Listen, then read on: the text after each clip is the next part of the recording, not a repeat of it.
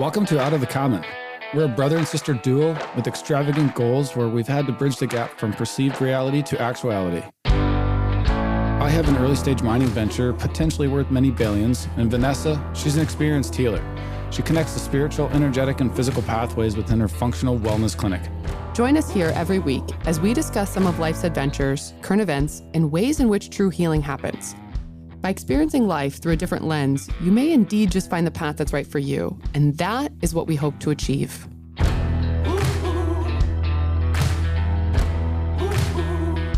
What does a concussion have to do with a deliverance?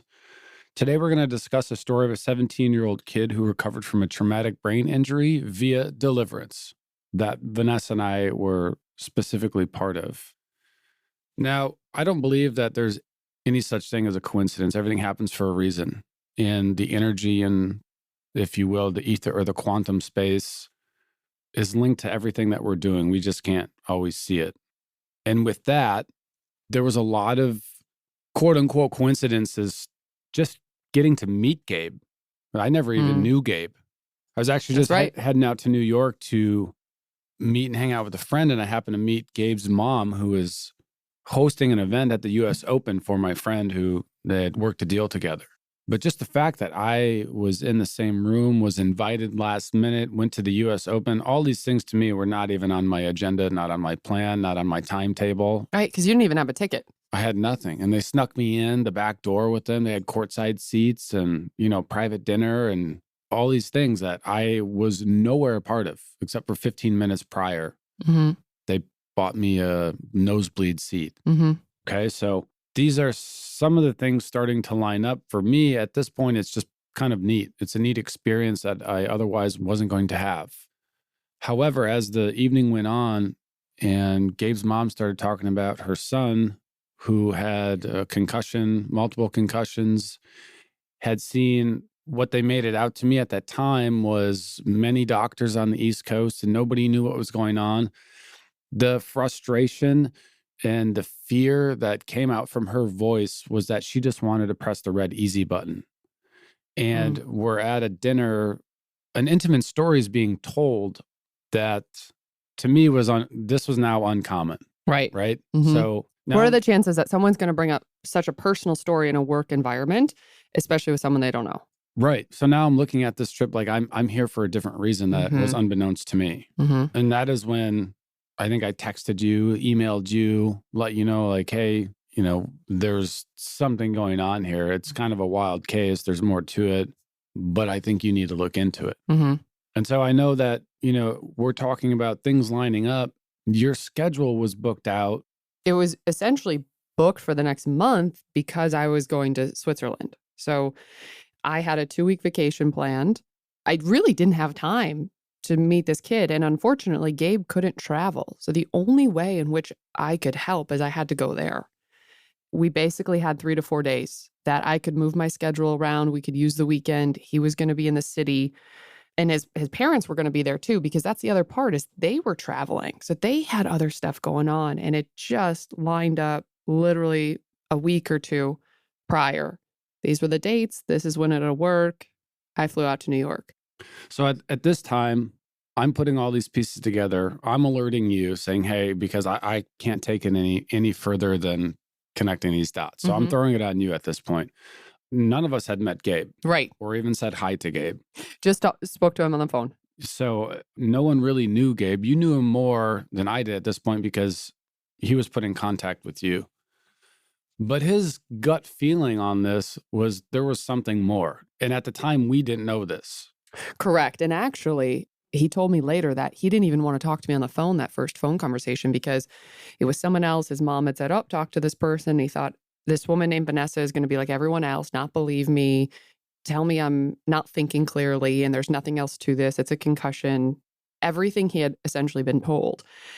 And he explained his symptoms. And I said, yeah, that makes sense. Like this all line up. This happened, when you have multiple concussions in a row. If you have a really bad concussion or you have multiple concussions, and I think Gabe had 5 or 6 within a year, 18-month span, it turns into a traumatic brain injury. With that, you have way more symptoms and more things that come up That makes sense when you look at it from that perspective in the gut-brain connection. But if you just look at it from a concussion, it doesn't. And so essentially, I said, yeah, I understand what you're going through. I get it all. And he was just kind of flabbergasted. He goes, oh my gosh, now there's someone who gets it, someone I can talk to. Because he knew in his gut that this wasn't right. Like, yeah, but how many doctors and who did he go to? And what were you know more about that than I do at this stage. Well, that's kind of the amazing part of why things happen and the energy that links people and situations, because he knew that there was something more, and he held on to that. Like, he kept searching for it, putting it out there. After going to 2 neurologists who then sent them to a psychologist, right? Right. So the neurologist essentially said this is textbook concussion, and then he didn't get better after so many months, and they said, we don't really get it. From there, they sent him to a psychologist because they thought it was emotional, that he was making this up essentially. With that, he also had to see a psychiatrist and an osteopath. And it wasn't until he got to the osteopath that he started to notice results. And she made connections with him with the lymph and training and gut-brain connection, and this is what's going on. So he got a little bit of it from the osteopath, meaning, okay, there's something more here. She understood that there was something more, and he was being presented something that none of these other MDs or Western medicine doctors were giving him at the point. No, everyone essentially said, this can't be. It can't be a concussion anymore. You must be crazy. You're on your own. And it's just, you and I have been in situations before. Actually, I was just in one, coincidentally, that you start to think you're going crazy because everything around you is seemingly not right and doesn't feel right. And it's necessarily not you, but there's nothing you can do about it. Or you don't have the answers or explanations for it. Right. But you start to think you're going crazy. And this is what started to happen with Gabe. And so at 17, the fact that he didn't lose hope, he didn't lose faith, although it wasn't faith in God at the time, but it was faith in healing, that there was more. And he kept searching, he kept looking, wishing, wanting. Because he just knew deep inside. Right, but I don't know if I would have had that strength at that time. I can't say for sure either. Based on what we've gone through, I would like to think that probably would be the case. But I don't know. 17, living in New York City, that's a world in of itself, you know? And all of these doctors. And when you're in a big city like that, you think your access to care is the best in the world. And so when everyone's saying this is how it is, and it doesn't make sense to you or it's not right, you eventually start to question. And everything. Thankfully, he did question, but in a very intelligent way. Well, yeah, he is extremely intelligent. But with that said, we know that healing is not always physical. Right. Now, nor linear. Nor linear. But put yourself in the shoes of a 17-year-old, or take yourself back, if you can, to when you were 17. Right. All of his symptoms were physical. Right. Right? Almost until you open up and understand healing and understand energy, everything's always physical. Everything's physical. We're taught this. But his symptoms, and any concussion symptoms, are physical. What are your sensitivity to light and sound? Those are the big. I've had a concussion before in basketball. Those are the big ones, right? And so traditionally, you should kind of do sound and light deprivation, stay in your room. It's hard for kids because they want to be on screens, they want to read. You just need to rest. And typically that works because kids will bounce back and heal quickly. Because their brains rejuvenate or heal quicker than adult brains? Their whole body heals quicker except their brain. Adult brains heal quicker than children's brains. Interesting. And so you need to give kids actually more time when there's a concussion. But he was like a concussion on steroids. So not only could he not deal with lights, he had to wear glasses inside and out. He couldn't even look at a screen. When he eventually came to Wisconsin, he would hand us his phone upside down so the screen didn't even light up in any capacity. Which is completely absurd these days. But take that as a 17-year-old. You can't look at your phone. You grew up on social media. You can't connect with any of your friends. He had to hand his phone to someone and say, hey, did someone call me? Who called me? Can you call them back for me? He's a musician that plays piano and clarinet and can't hear music, listen to music, play music. Nothing. He couldn't even listen to podcasts because there's music at the intro and the outro. He just couldn't hear it, period. He couldn't do much. So not only that, but he was so wired and tired that he couldn't sleep. He could try to rest. Like fight or flight, adrenals are just working off the charts. Exactly. Just adrenals on high, almost like you're in this stuck ADD stage. So he couldn't sleep. So if you can't sleep, you can't repair. This kid is just stuck in a tornado. Some other physical symptoms, dry mouth all the time. He was drinking over a gallon of water and not feeling hydrated. Ever. His mouth just dry Mm-hmm. all the time. Nasal passages were always constricted. He couldn't smell right. He couldn't breathe right. Mm-hmm. Physically, his muscles were tightened, just stuck. When I was in New York, basically, once I got to New York, I realized, and I called you and I said, this is way more than a concussion. There's a lot more here.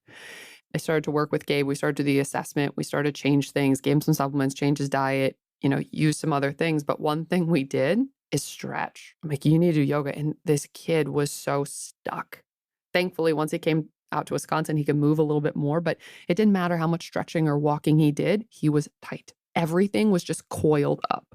No cardiovascular endurance. Remember, we'd try to get him outside, get fresh air. We need to walk. We need to breathe. Yeah. And then look at how all these, right? If you can deep breathe, sometimes you can get into a meditative state where then you can start relaxing and maybe fall asleep, right? Mhm. His nasal passages, so he's not getting the deep breaths.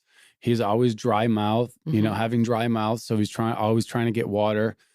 Doing all this, he can't sleep. It's all connected. He's restricted. All his muscles and ligaments are all restricted, so he can't stretch to feel that real. You know what I'm saying? Like it's all tied into just one big ball of disaster. Mm-hmm. And Something essentially had to break. yeah, and this kid is extremely intelligent. He's one of the smartest people I've ever met. He's definitely the smartest person I've ever met, and he's 18. But sometimes, like when you start debating him or having philosophical conversations or anything, he's asking all the right questions and he's getting to the right conclusions. Or you think he's 35, 40 years old, someone who's way more experienced. Mm-hmm.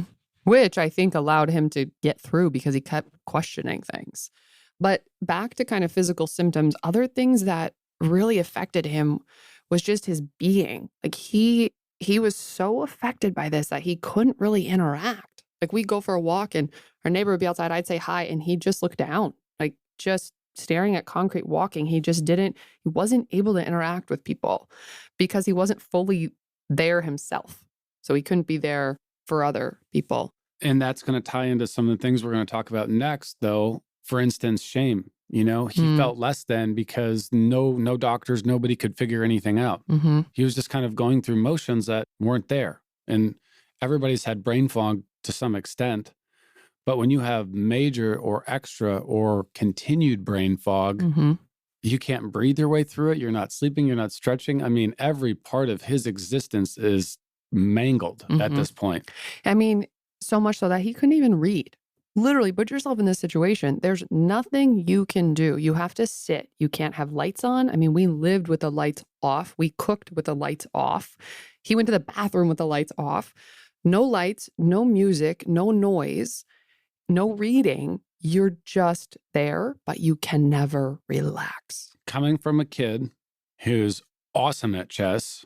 Any game of strategy. Yeah, any strategy game, really, but got accepted into the #1 private boarding school in the nation, has had straight A's since he was out of the womb, ever since they started giving grades.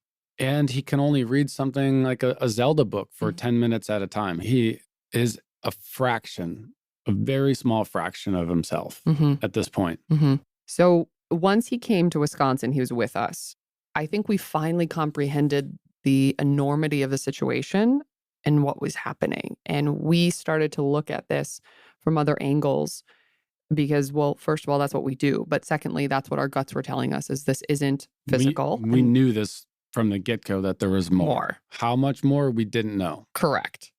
And, as we're talking to him, he keeps telling the same stories and he can't get off of it. And that's when it hit us. We're like, okay, we got to start with forgiveness. So that's actually where we started. We did start with forgiveness, but it was linked to the family. And once he got here and we started hearing stories and how no one really supported him. And so he has all these physical things going on, no interaction with his friends or anyone his age, can't read, can't play music, no release whatsoever. And he has absolutely zero support from the adults and professionals in his life. Zero. You're on an island. And when I say zero, I mean no affection, no empathy, no love, nothing. Let me press that easy button as a parent, as a professional, as a doctor, and boom, you're healed. Oh, you're not healed? Oh, no, you're thrown to the wolves. Literally, he had nobody. Right. That's exactly what happened. And that's something we had to start with because we did a lot while he was there. And we started off with good food. We started off with surrounding him in a blanket of love and compassion and support.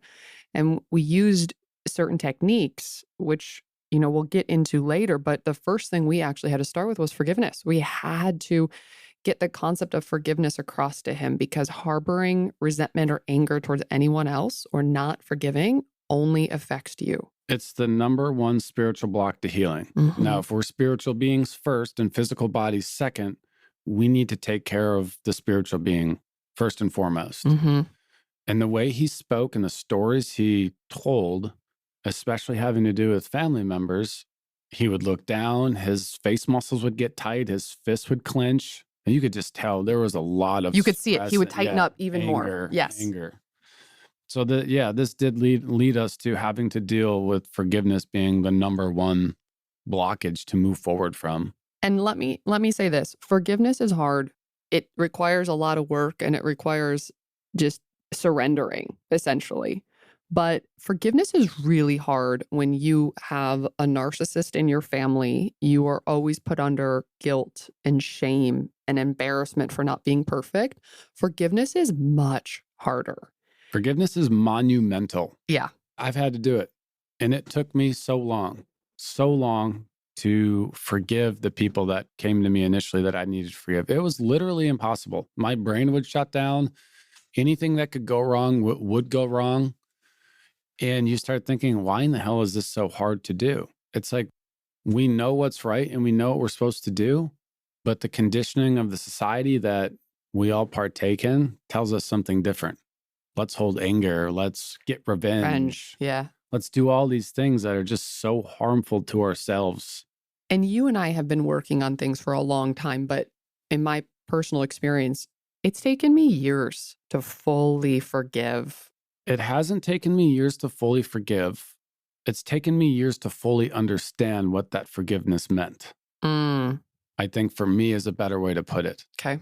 Because you're told to forgive. So, okay, you forgive, right? But am I doing it correctly? Is this the right way? Is it the wrong way? I don't feel it, right? If you had a gratitude journal or you were being grateful for things every day, it's really hard initially if you just start somewhere because you don't feel it. You say, oh, Right. I'm grateful for, right? And you're struggling. Right. You're struggling to find something you're grateful for. And the reason is because you're not feeling it.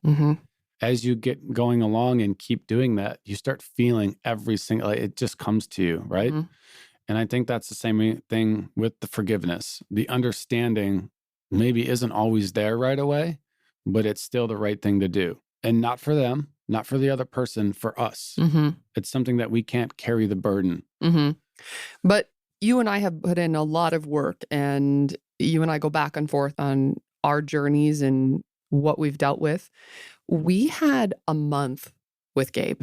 We had a month to work through monumental forgiveness, reprogramming, how he was kind of brought up and guilt and shame and embarrassment, and the physical. We literally had 1 month to show enough change to then get him to stay longer for 1 more month. Yeah, because the So what we were up against is a freaking tower. It was unbelievable. And you know what? Never, though, did I doubt that he could heal and that we could help. I never doubted that, but I had no idea how we were going to get there. I agree, because now we have a timeline, right? And when healing's not linear and you have no support, so when Gabe's calling back home and checking in and doing whatever he's doing, he's not getting any support. He was given which triggers the underlying issues. Yes. So he was given a 50-50 chance that anything could happen. Yeah. But the easy button wanted to be pressed so many times because nobody knew what was going on. That is exactly why they shipped him out to Wisconsin to us. That's what one of his family members' parents told me. She said, Vanessa, I think that's 50-50, whether he can heal out there or not. And, in my head, I said, bring it. I knew there was a lot we could do for him. I didn't know where we'd get, and I didn't know what was going to transpire, but I just knew there was more that we could do. It kind of brings us into what we did do physically, and then the releases he had. After dealing with his forgiveness, because he had almost a 2 hour, hour and a half, I think, phone call with his mom that both of them were crying. Yeah. And again, this is a 17-year-old kid. I am almost positive I didn't have that wherewithal to be able to do that at that age. I didn't have the capacity at that age. No capacity, no understanding, nothing. Mm-hmm. I know for sure I couldn't have done that at that age. Mm-hmm. But going deeper with all the stories he had and getting to know him on much more personal and in-depth level, now we start to see family patterning, right? And I know you brought it up just a minute ago, but there's a narcissist in his family. Mm-hmm. It's his father, okay? And when you're the head of the household and you're a narcissist, everybody gets put in their positions. The wife becomes the floater, a hoverer. The children become pinned against each other, but everyone's basically used as an object to your own satisfaction or a liability, depending on who you are, what they're needed in what capacity on any given day. Right.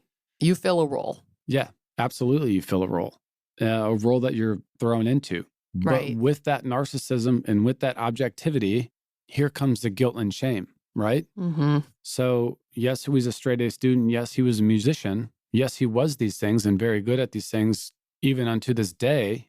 However, the carrot was out in front of him that he was never, ever good enough. There was a picture of perfection painted on him and ingrained subconsciously in him that he was never going to be good enough, no matter what he did.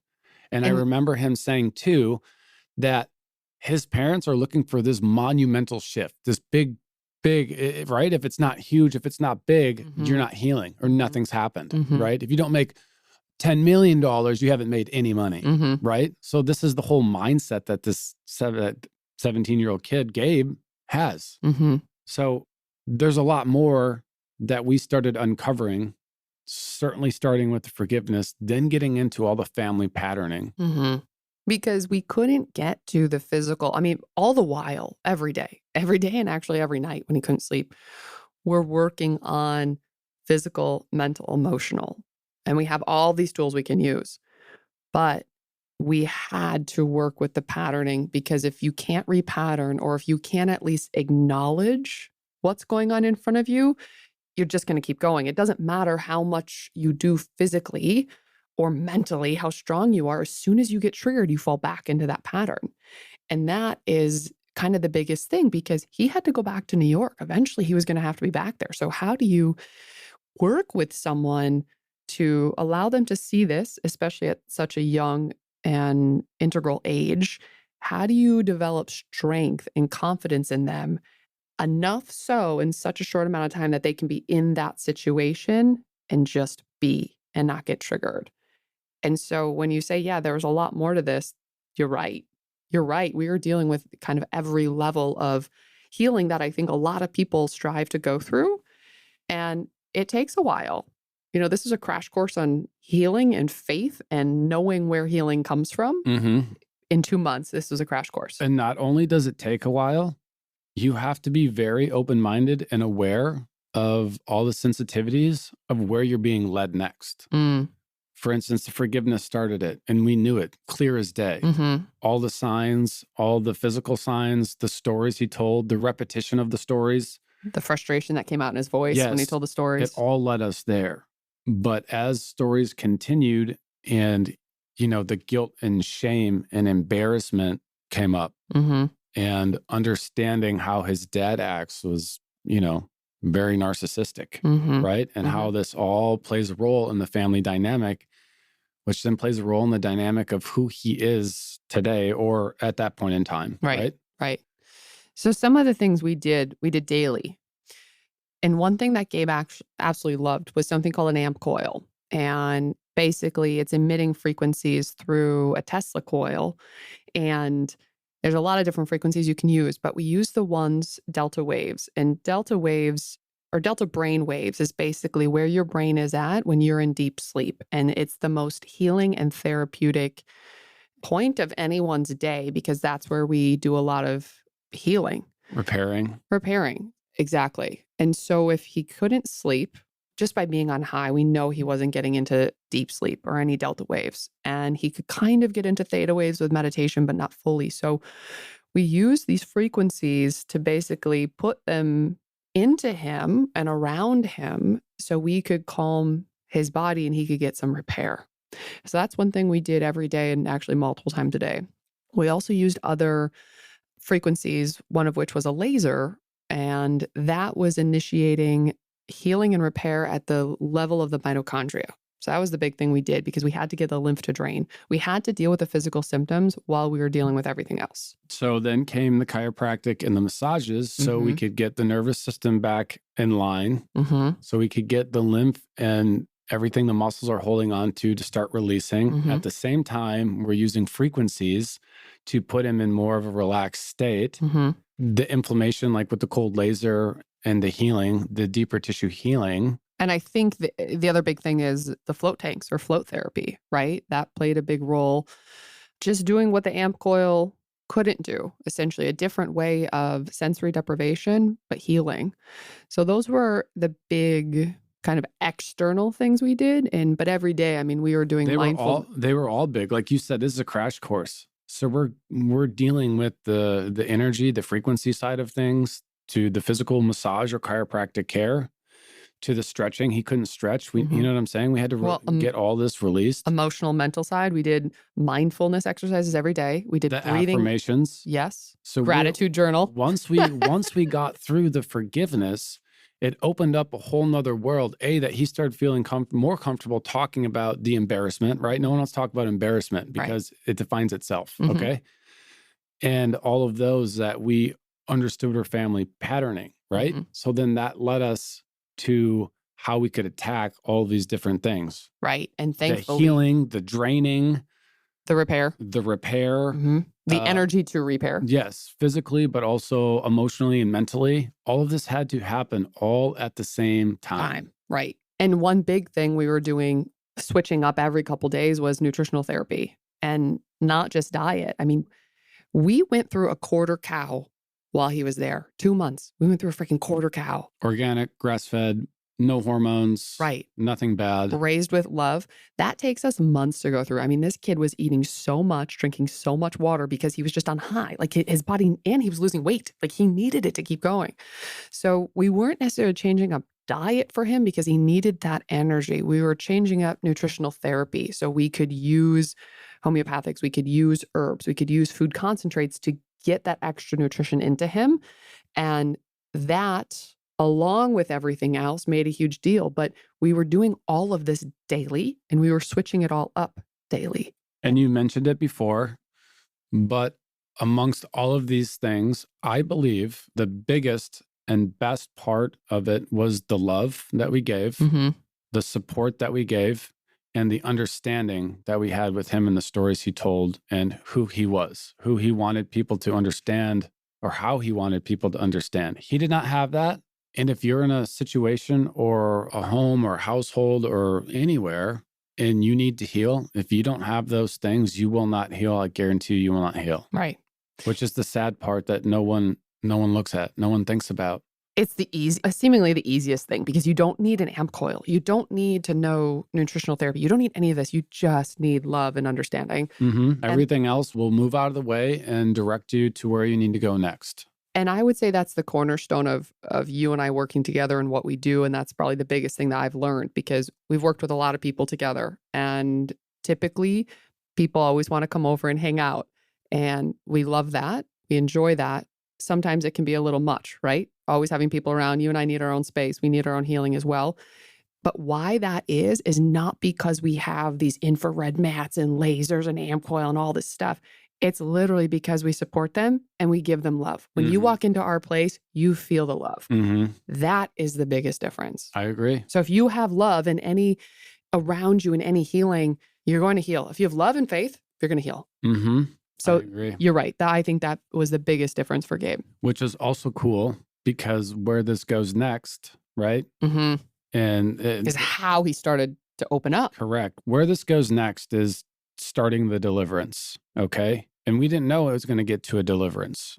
We knew there was a lot of spiritual stuff involved and tied to it, but not on the level in which we were just about to see at the time. Right. However, we couldn't have got here if we hadn't done every day prior the way it unfolded with the love, understanding, and support to go through all of this. Because Gabe, born and raised in New York City, that is full of atheists, really. Yeah.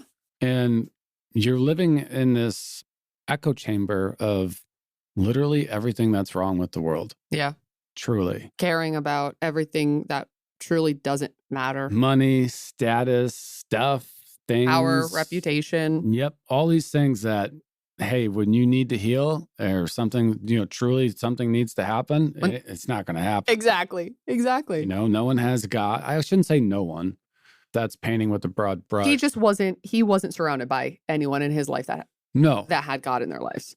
And so even up to this point, which we hadn't mentioned yet, but conversations were had with him about God, because I don't view anything I've done or been able to do as my own. I've always been used as a medium of exchange, if you will, right? A conduit via God.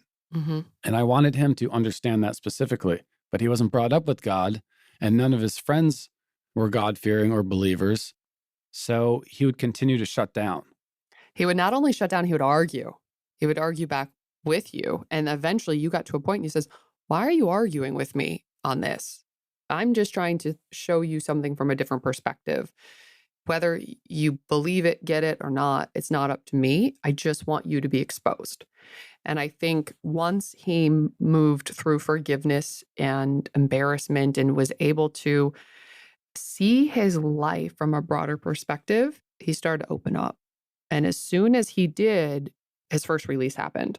Right. And seeing, because this is important and a very important part, is number one, believing in God or having a relationship with God, number one. But number two, and almost as cool, is knowing that there's someone, God, who has a purpose for your life. When you don't have that, it takes all the purpose, all the meaning. You do, but there's no meaning. There's void. Nothing behind it. It's void. It's completely void without love. And you're right. So the first release happened once we got to this stage, which starts off the deliverance. But the deliverance itself is in and of itself. Correct. And just to make a point on this, we were not pushing God down his throat. We didn't give him a Bible. I mean, eventually he asked about some books and you said, hey, these are the books I have. Feel free to read them. He's like, ugh, I don't want to read any of that stuff. That's not me. Right. That's not me. We're going to help you regardless. This is what we've seen in our lives. That was essentially it. It wasn't you have to believe in God to heal. You have to do this to heal. There were no have tos. It was, this is what we've seen. This is what we've experienced. This is how we got to where we are. We're going to help you and love you regardless. And he started to just open up. He had a couple releases, which we'll walk through for people. He started to open up, but his big deliverance was when he met God. I mean, that just opened him wide. Mind-blowing. And you and I have never seen anything like that. But day by day, slowly but surely, certainly not linear, up and down. All around. Many, many battles on a daily basis allowed him to get to that point. Yeah. And briefly, you can talk about his 2 releases that he had, because again, everything led up to the deliverance. Right. And I had this gut feeling that there was going to be some sort of release. He had to let go. There was so much just coiled up in him. He had to let it out. And if he couldn't exercise it out, he'd have to scream it out or cry it out or somehow poop it out even. It had to come out. And the first one was a small release. So we were dealing with patterning and we were dealing with embarrassment. And we were using a laser, we were using mindfulness. And basically he started to breathe deeper, started to open up. He said through that process, it lasted maybe 10, 15 minutes, that he felt better. He felt lighter. It's like, okay, we're on to something. And then that night was the first night that he actually slept better. He woke up and goes, you know what? I actually think I slept, which didn't happen. I can't tell you how many nights he came to me and said, Vanessa, I can't sleep. Will you walk me through a meditation? So there we are, in the middle of the night for hours meditating because this kid can't sleep. And finally he goes, you know what? I think I slept better. It's like, oh, we're on to something. Awesome.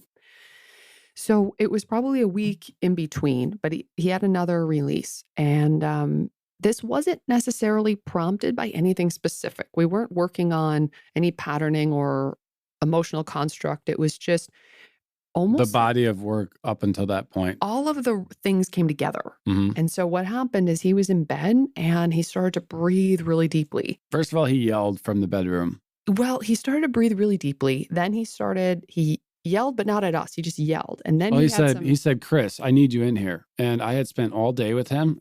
I needed to go recharge. I was done. That's why I said, Vanessa, this is all you. yeah, I know.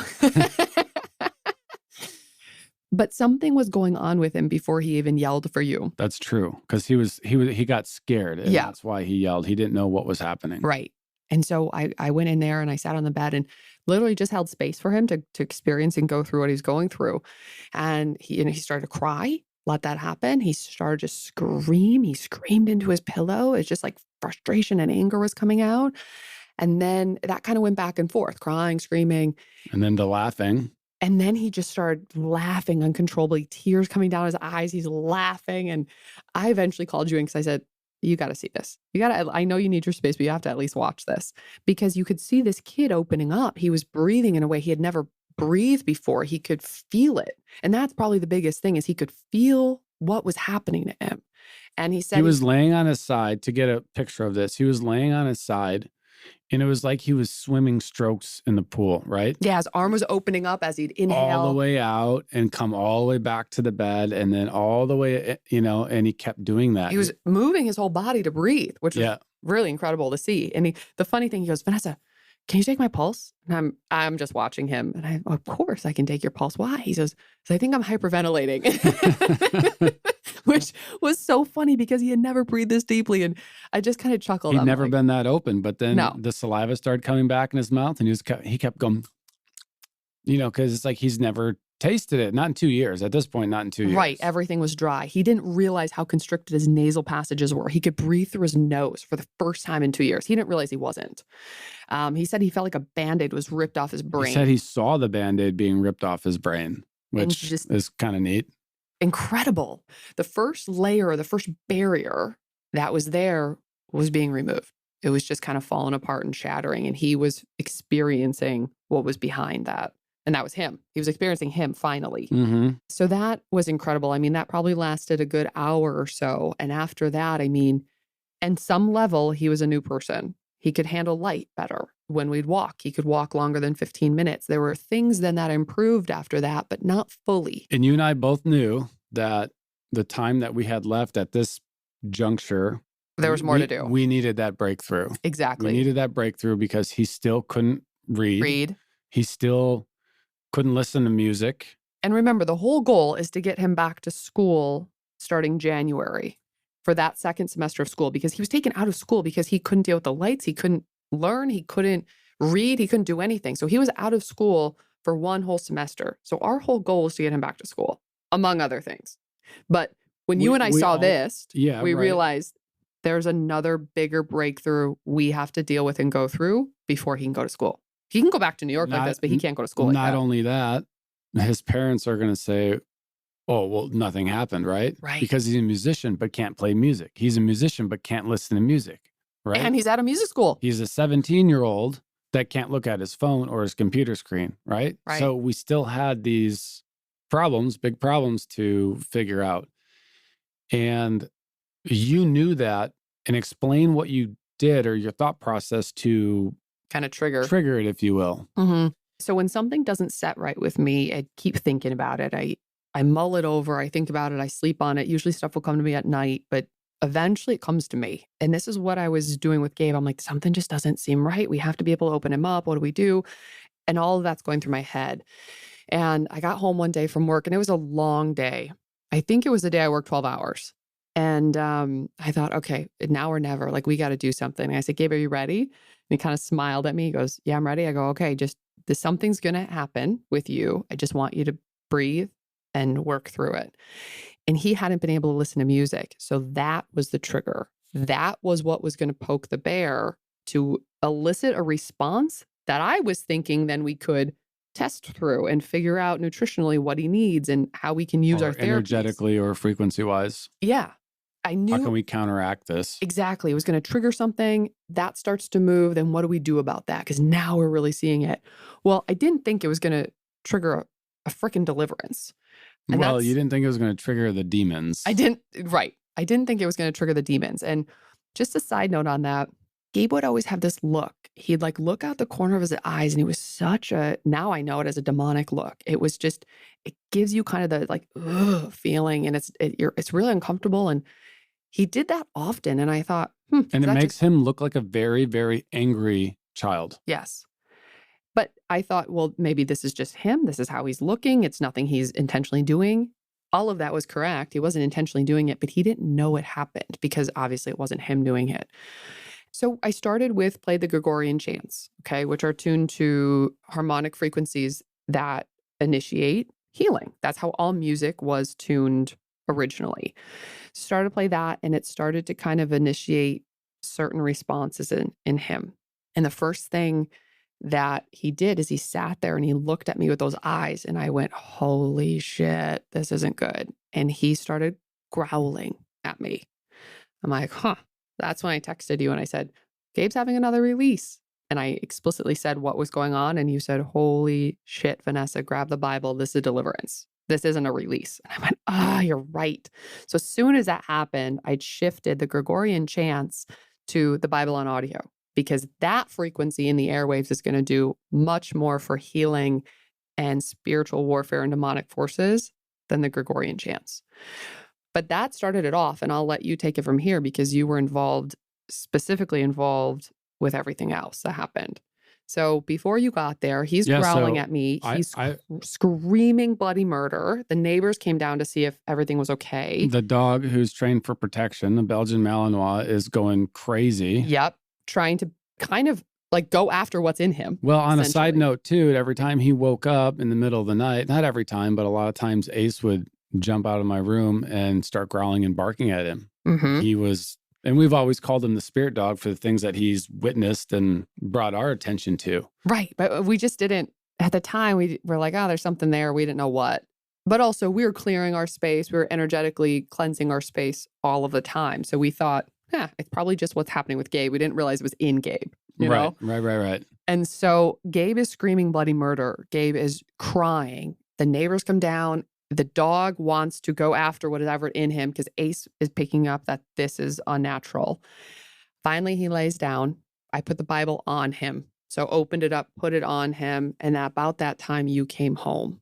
And to me, and I hope for you as well, this is the coolest part because for 5 weeks, it was a struggle, an energetic daily struggle and a grind. We were battling. It was mentally and physically exhausting. I mean, it wore us out physically because we were always on all day, all night, right?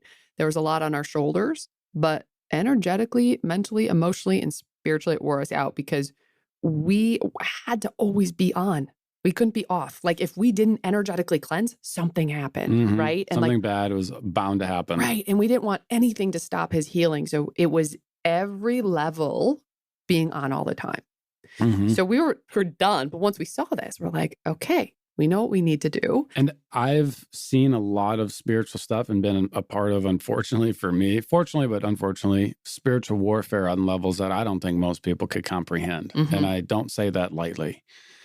And so when you told me that he was growling and I'm like, oh shit, it's a deliverance. Right. Like, this is more than a release. Yeah, these are demons coming out. Get the Bible. I raced home, but on my way home, literally halfway home, the Holy Spirit hit me. And if you've never had the Holy Spirit enter or have that feeling, it is incredible. It's love, it's peace, it's so many things that you don't really feel on a human level in this world. But I started crying uncontrollably. And I wanted to destroy these demons so bad. I knew it was demons, and I knew they were ruining this kid's life. I knew it. And I was ready to go to war.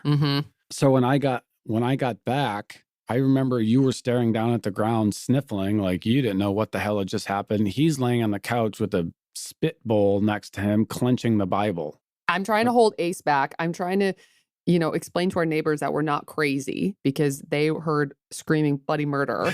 I'm trying to just make sure everything's okay or calm until you come in the door.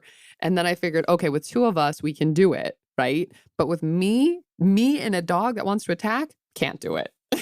Not going to happen very, very easily. So Gabe makes a joke. Oh, ha, you missed it. Oh, yeah. And I'm thinking to myself, well, you can't yell and scream demons out, right? Just Right. by yelling and screaming. So I went and sat down. I felt compelled to sit. Next time on the couch. Yeah, next to him. He was laying down. So I was sitting at his feet. And I sat there again. I'm just surveying the room and the situation and what I'm feeling. And here comes the Holy Spirit again. And I just start crying a little bit, but I didn't want Gabe to see that I was crying. Mm-hmm.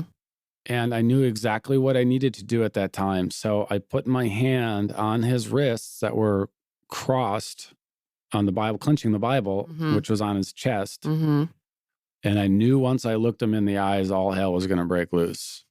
So I put my hands on him first. And once I turned my head to look at him straight in the eyes, You saw those eyes. all hell started to break loose, and it was war. Mm-hmm. And it was war for the next 3 hours and 16 minutes. And granted, it probably shouldn't have taken that long, but it is what it is, right? Right. So his eyes start rolling back in his head. His jaw starts going back, like it was unhinged. It was going from side to side so aggressively. Yeah. The screeching that was coming out of him, the noises he was making, his eyes were fluttering like a camera shutter, like, you know? Mm-hmm. Mm-hmm. I've never seen someone's eyes flutter so fast, so uncontrollably. It was the craziest thing I'd ever seen. But all the while, I'm at so much peace Mm-hmm. because I know the power lies in Christ. And I know that these things cannot handle the Bible, can't handle the living word, can't handle the Gregorian chants, can't handle the Bible on audio, can't handle the crucifix. Nor do they They can't handle shit. nor do they have authority. So as soon as you tell them that they do not have authority, Zero authority. they have to leave. And knowing that the Holy Spirit was within me and doing all this stuff, knowing where the authority was is the utmost important. Yes. Because as soon as you think that you're doing it, Right. gosh, you're just on the struggle bus. You're not going to get anywhere, right? But he was spitting at me. He was gnashing his teeth. His eyes, like I said, were rolling back in his head. The looks were completely and utterly demonic. He was bucking at times his whole body, but also He was bucking like a bronco. the other thing is he would talk as if he was Gabe, and then he would talk as if he was someone else. Well, that's what the demons, right? So Right. Gabe was virtually split in half as far as his consciousness was concerned. Mm-hmm. If I would ask him a question, the first response that would come out was demonic. And you could tell it was demonic by like the screeching of it, like the eyes looking. Basically, Even the words he said, it wasn't how he usually spoke. yes, basically like they didn't want to talk, but Christ had authority over them and was making them talk. Right. So they had no other choice, but they were like wincing and grinning and, fighting their way through it the whole time. It literally came out of him through clenched teeth. Absolutely. And then as soon as you say, like I would say, no, that's a lie. You're lying. Well, then he starts freaking out and bucking. But then all of a sudden, Gabe starts yelling at me. No, it's this, it's this. And Gabe, think of him being split in half, like his consciousness. Now Gabe's yelling at me, Mm-hmm. like overpowering the demon, what the demon's saying, the voice of the demon.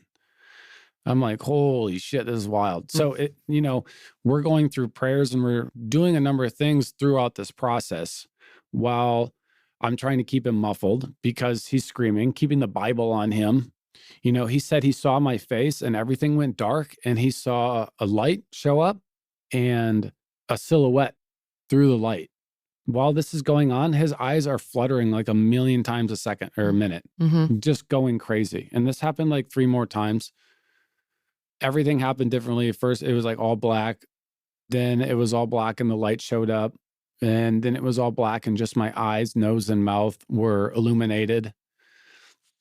So he was seeing what he believed to be Christ of some sort with the silhouette, with the features that were enlightened on my face. But he was also at the same time feeling all the fear and destruction of these demons that he thought it was him. He thought he was going to hell.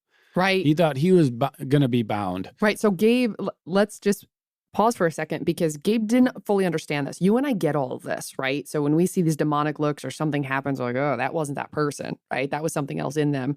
Gabe didn't know that was a thing. So as these words are coming out of him, he thinks it's him. That fear, he thought it was his fear to feel, and it was not. None of that was him, but it was put on him to feel. So he's freaking out that this is happening to him and he's a bad person or this is all he's going to go down the wrong rabbit hole. But at the same time, none of it was him. No, none of it was him.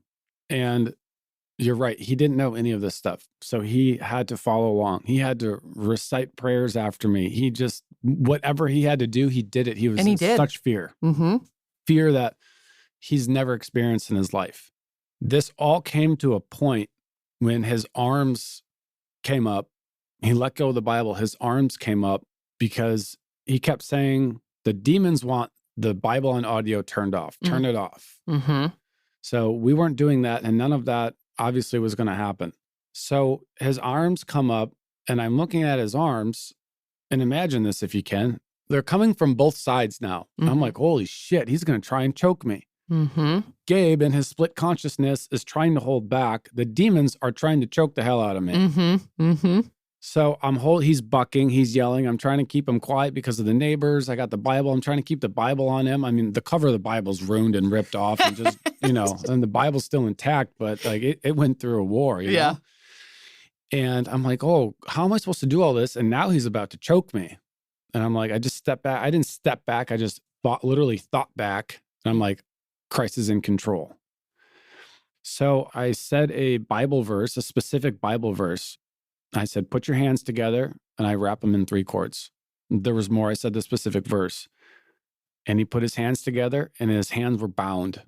And he kept trying to rip his hands apart. And the demons kept trying to pull apart, and they couldn't. He could not move for anything. Mm-hmm.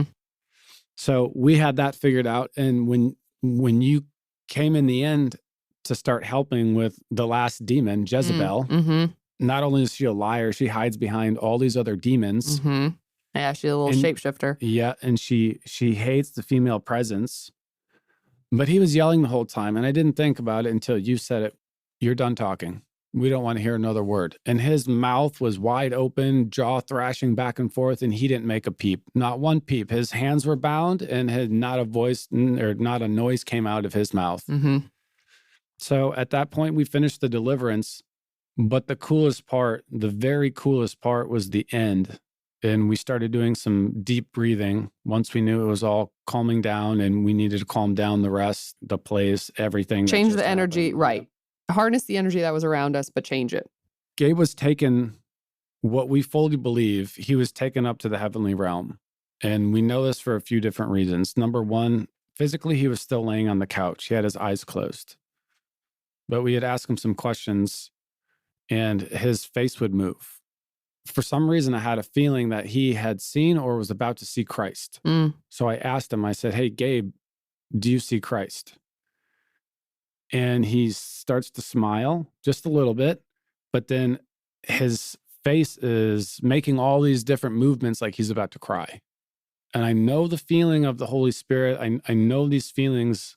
And all I said to him was, it's okay to cry. And he Mhm. just starts bawling. Mm-hmm. So once that's done, he explained to us, and this is purely from him because we couldn't see or fully experience this part. He said, wherever he was taken, wherever he saw, it was all energy, it was all light. There was multiple people, but everything was connected. It was all bright light. So you could tell that there was differences, but it was all also connected, almost like all of God's children are connected. Mm.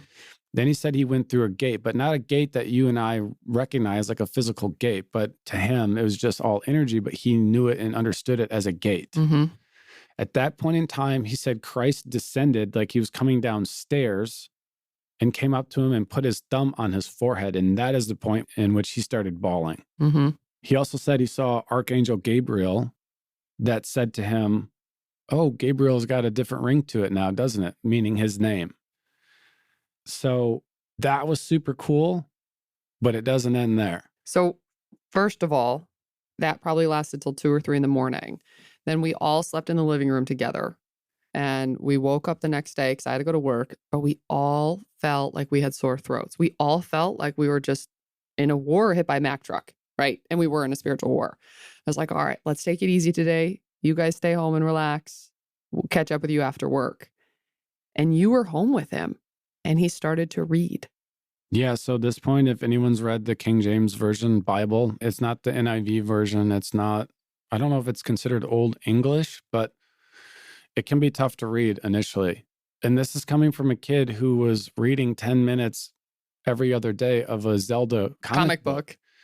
He read 474, 400 to 600 pages of the King James Version Bible. He could not put it down and would not stop. He was seeing halos over us. He was seeing outlines of energy around us. He was seeing white orbs. He was seeing all this stuff. And then we went to the store and he bought a Bluetooth speaker. For the next week, he was jamming the music. Just like that. Just like that. Instantly, All it, healed. quote, came back, but it was never gone. It was just silenced. Mhm. It was always there. Yep. So we had done so much with the physical, emotional, mental. The biggest part was the spiritual. And that was that biggest release and deliverance. And After that, Gabe was Gabe. Christ led us through this whole process of healing with Gabe that we take absolutely zero credit for. But then at the very end, when it was time to wrestle the demons, he took care of the rest. Literally overnight, Gabe was seeing, Gabe was reading, Gabe was listening to music. We could have the lights on. By the snap of a fingers, he was healed and he was saved. Mm-hmm. And that encompasses your healing journey, which it's extremely true. It's unique, but it's not uncommon. So for more stories like this, or to share and be part of our community, check out outofthecommon.net. Pass along a prayer, something positive today.